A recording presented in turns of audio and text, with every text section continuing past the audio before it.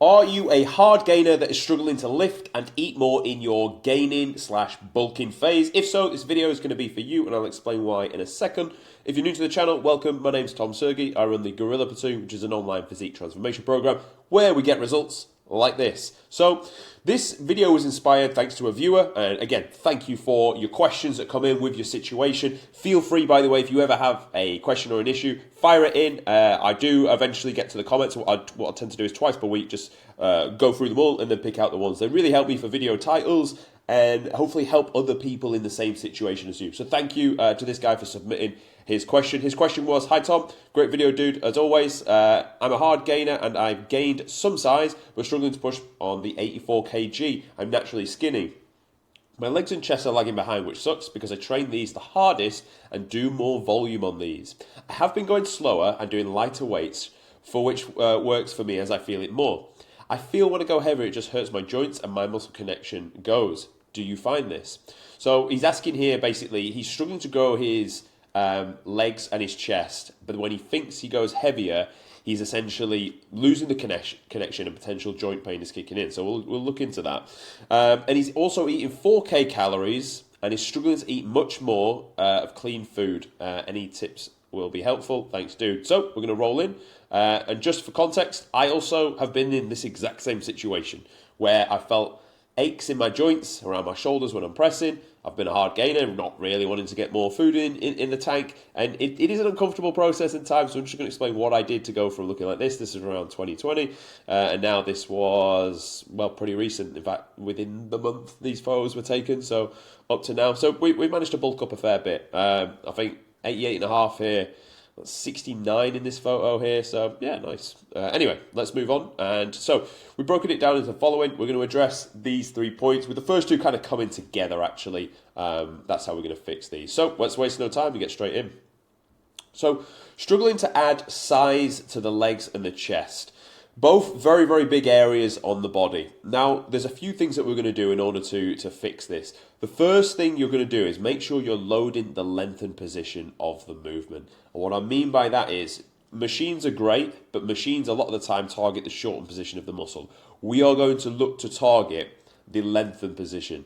Now, the reason I say this, going back to this photo here, if you think when you go to press movements away from you, you're going to contract your pec and that's how it's going to grow, you're never really going to feel much because you haven't got much at all there anyway. But there has to be muscle there, otherwise it'd be pure bone.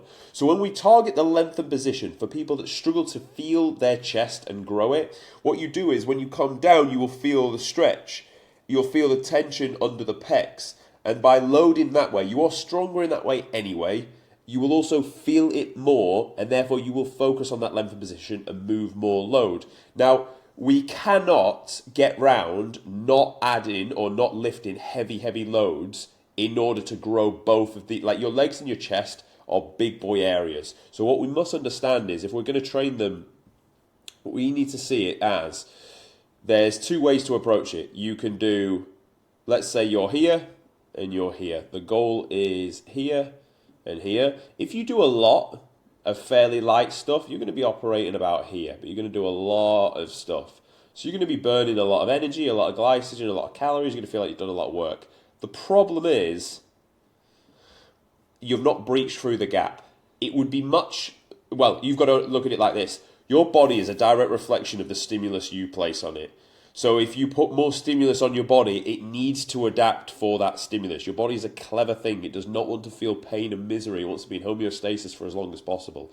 So how we want to approach this is we want to train to the point where we're lifting with that much intensity that we can breach, not just to here where it gets hard, we breach through the point that we've never done before. And we need to support the efforts to do so.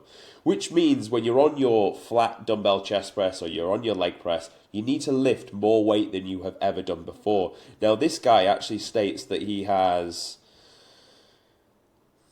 when I go heavier, it just hurts my joints. Now, with that will come down to 2 things.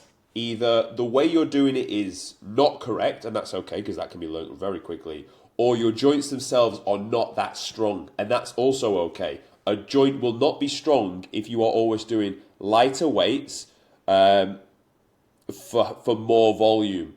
because it's the same reason runners get injured. Runners get injured because they're not strong in their hips, knees, and ankles, and they will go and pound the pavement like that. That's literally what their feet are doing on the pavement for a long duration, and eventually the joints just buckle. It'd be the equivalent of you getting an old wrecked car, filling it full of your life's fucking worth of luggage, and then driving it down the motorway. Eventually it's just going to buckle and snap because the axle is not strong enough to withstand all the luggage. Your frame is not strong enough to withstand your load to then go and do long distance running. Your joints are not strong enough to just do lighter volume loads. You need to strengthen the joint. When you get strong in the gym, it's not just the muscles that got strong, it's the connective tissue in the joint that got strong as well. It's the joints, it's the ligaments, it's the fascia. And overall, your bones actually get stronger from resistance training. So I would really encourage this individual to slowly start to increase and to tailor his training on both of these two muscle groups. I would do him... he would train chest twice per week, 6 sets on each, with 2 of the exercises gearing him to around 1 heavy top set and then 2 back off sets. And that 1 top set, he's going to go like a 6 to 10 reps, and he's going to absolutely send it on the strength. And then he's got 2 back off sets to add that volume in. The same principle is going to apply for legs, but to be honest, I only train legs once per week. That's all I really program for my guys, unless legs are the absolute weak point. Then again, you could just gear it around this as well. You could do your legs twice a week. If it's a priority, if it's a goal, and if it's something you really want to bring up, then you're going to need to do it twice a week. That's always the rule of thumb, of course. So with this, you're going to do your leg press, heavy top set, 6 to 10, load the length and position. Be careful with your leg press. Some of them are harder as you push them away. You don't want that. You want one that it comes down onto you and it gets harder towards the bottom, because that way we can load the length and position. You are stronger in the length and position. So I appreciate you can absolutely smash flat machine chest press to the fucking hills, and you will feel your chest. You really will. You can smash leg extension to the hills, and you will feel your quads. You really will. But you are stronger in the length and position, i.e. when the muscle gets longer at its longest point. You are strongest then, so you must load that to the fucking hills. You must load that as much as you can, because that's what's going to allow you to grow solid tissue.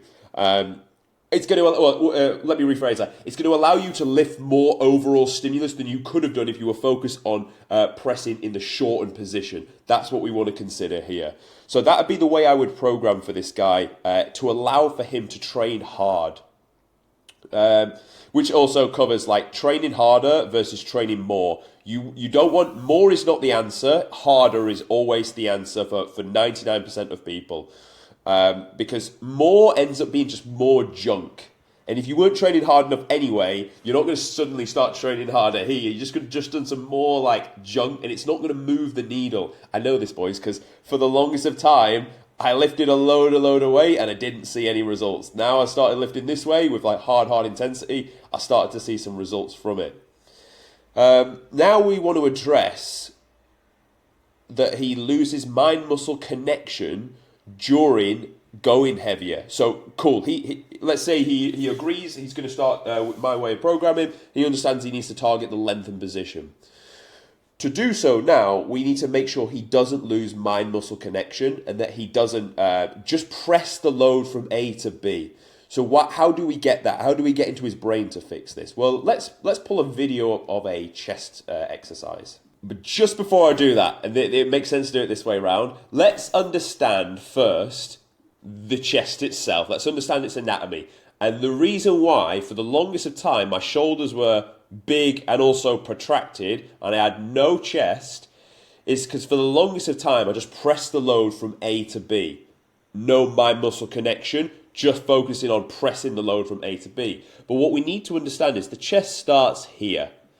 And it runs across here like so, and yeah, fibers going fucking everywhere. Bang, bang, bang, bang, bang, bang, bang. And they all attach into here and they insert onto your humerus. Okay? So we must understand as you come into the lengthened position, you're going to pull your fibers apart. Great. Now what we were doing when we were just pressing the load from A to B is we were just moving the load up and down, up and down, up and down. And no wonder the tension was always on the delts and not on the pecs. Because to train your chest, you don't really want to be thinking about pressing the load up and down. If you say press the load, you're going to move it from your hands. What you want to do, and let's put a video to paint this picture. What you want to do is come down and pull your chest apart. Pause in the lengthened position. Now this is the critical part of how you're going to keep the mind-muscle connection. Because we knew it was hardest at the bottom, so I want you to always flip the script and think, the goal is not to feel it as I press it up. The goal is to feel a stretch as I pull it down. As I pull there, that's when the gains are made, because that's the hardest part of the movement. Why? Because the joints are furthest away from each other, so the muscles hold the load in place. Whereas if you're, like a rock climbing example, you hang from a wall with a straight arm, hang there a lot longer than you can with a bent arm, for that exact reason. So you want to focus on the length and position. You've cashed that in. Now to keep the mind-muscle connection, what are you going to do now? You're not going to press the load from your fucking hands, are you? No, you're not. You're going to drive your bicep, where the insertion point of the muscle was, to your chest. But let's not overcomplicate this. This is not fucking science. This is just, you're just going to, it starts here to here, so I'm just going to bring there to here to here. And what this does, when you then press up into this position, look at my shoulders, they stay back. It's almost like I'm just bear hugging some motherfucker. And then I'm like squeezing some like chick that's trying to hug me. I'm like, boom, and she's like, ah. And that's what we're doing here. We're not looking to then drive the load, because you could keep going until like your fucking arms are well out your socket. And of course the tension's going to be on the shoulder. Of course you're going to have zero mind muscle connection. And you know the worst thing about it? Once you do that, when you come back down again, you're going to pull the shoulder apart first, probably not really engage the pec, and then you're just going to keep repeating the process. And before you know it, you fucking look like this, and you're having a real bad time of it, boys. Like, you see why I'm not happy in this photo? Would you be happy? Would you be fucking happy? No, exactly. So this is the point. We want to pull the load apart, feel the stretch, pause, drive together. Shorten the muscle. Bicep to pec. Origin to insertion. Start to finish. Start a muscle, finish the muscle. Bringing the two together. Understanding where the the movement should be hardest. Length and position. Length and position is more loadable. This is 90 pounds. If it was pressing the other way, it would be real fucking difficult to press 90 pounds if it got harder towards the top where I'm actually weakest. Flip side to that is your joints would be stacked on top of each other. So as you actually locked it out, it'd be okay. But that last bit would be so fucking hard to lock it out. So you can lift more in the lengthened position. Just like on a leg press, you can lift more versus you can on a leg extension. So that's what you're going to focus on. Origin to insertion, pull the load apart. Let's just, we spoke chest, let's speak legs as well. So if he wants to grow his legs, I would honestly put you on a leg press first. The reason being is, if you're struggling to grow your legs and you're back squatting, back squat will grow your legs. I fucking love the back squat, boys. I've always been good at it. I'm strong at it. I fucking love it. But if you came to me and you struggle to grow your legs, what we want to do is take everything out of the equation that's not involved with the legs. So we want to support your back. So your back's not going to fail. Your legs are going to be the first thing to fail. So that's what we're going to focus on. Now we must understand the quads, long muscle, they'll attach here on the hip, they'll run over the hip, they run all the way down, and then they insert here onto the patella tendon. So when you do this movement, you're going to think, right, I need to lock in my hips. They can't move, because if they move, my lower back's going to move. You can't have all the joints moving at the same time. It's like trying to hit a fucking moving target. And also your heels are planted. That's your other point of contact. So on the way down, you're going to think of the main loading part of this movement is to bend your legs. And you're almost going to picture like the muscle is wrapped over your legs and you're going to pull the bones against the muscle to pull the fibers apart, and you're going to load that. And that's also where you're strongest. So if you look here, pull the fibers across, pause. Try and get your feet as low as you can to bend the knee as much as you can. Your hip joint's going to be closed anyway, so your glutes are going to be working. If you do want big glutes, maybe we swap this out for like a hack squat or something, which is less hip, but they're all hip, to be honest, when you get into this position.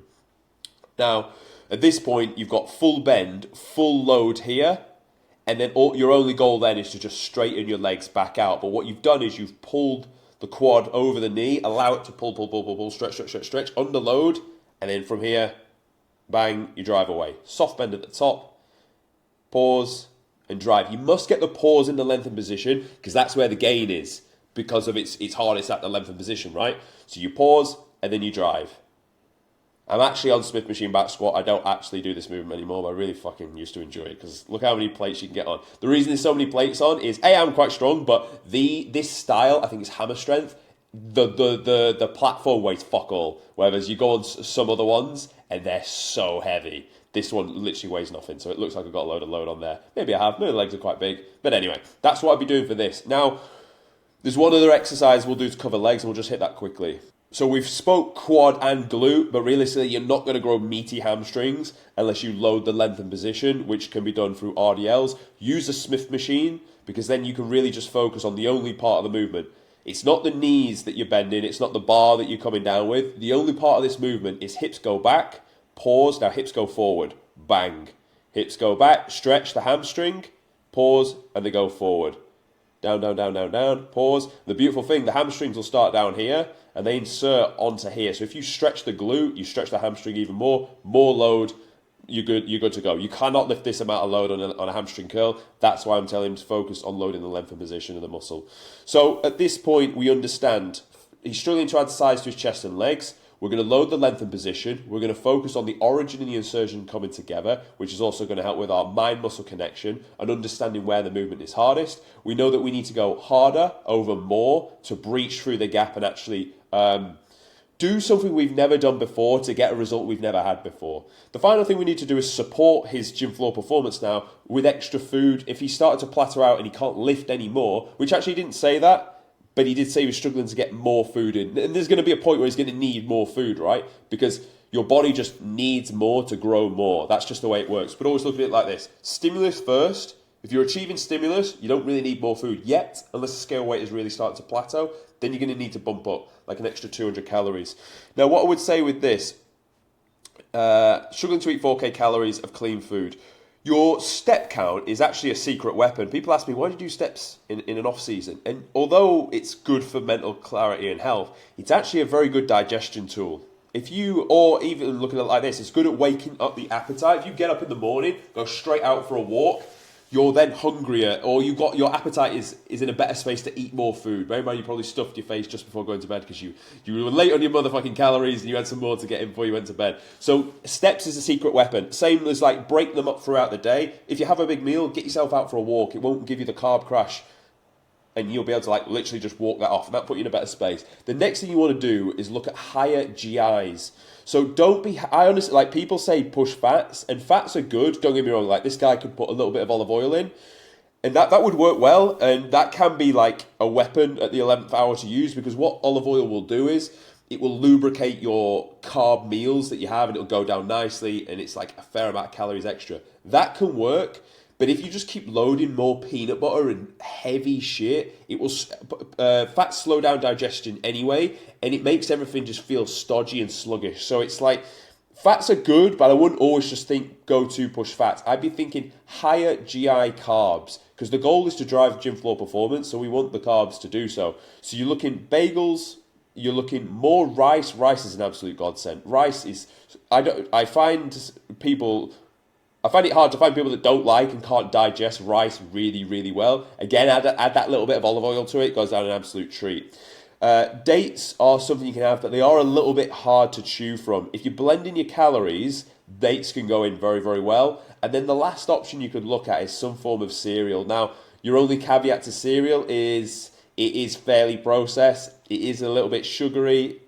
If you want teeth like mine, maybe you don't want too much cereal, but this is like, by the time you use this as a weapon, you've already maxed out everything else, and it's like you haven't got that long on the bolt to go anyway. Just brush your teeth every time you had your cereal, and you're good to go. So that's what I'd be doing. Higher GI, or this is what I am doing. I'm at 5K calories, and I didn't fucking wake up here. I started dieting on 2.8. My maintenance is probably around like 3.4 or something. And then it's just staircased all the way up from there. So I've been at 4K calories. I know what it's like trying to shuttle a lot of food in.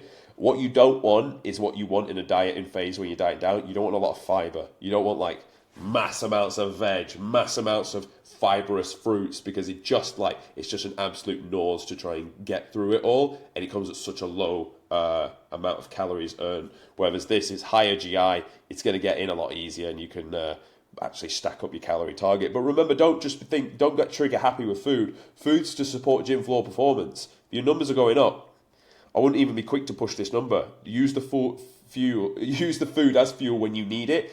And your body will also tell you, like, I'm at 5k calories, and you know what, I'm actually all right. I'm cruising at this point now. I wasn't when it first got bumped up, but I am now. And I'm training hard, and my numbers are going up. And remember, it's there to meet the demands of what your body's doing. That's the reason for food. The calorie surplus won't get you big. It'll get you fat, but what will get you big is your numbers in the gym. So that's why I started with and wanted to fix this first. So great question. Absolutely great question. Thank you for pinging it in.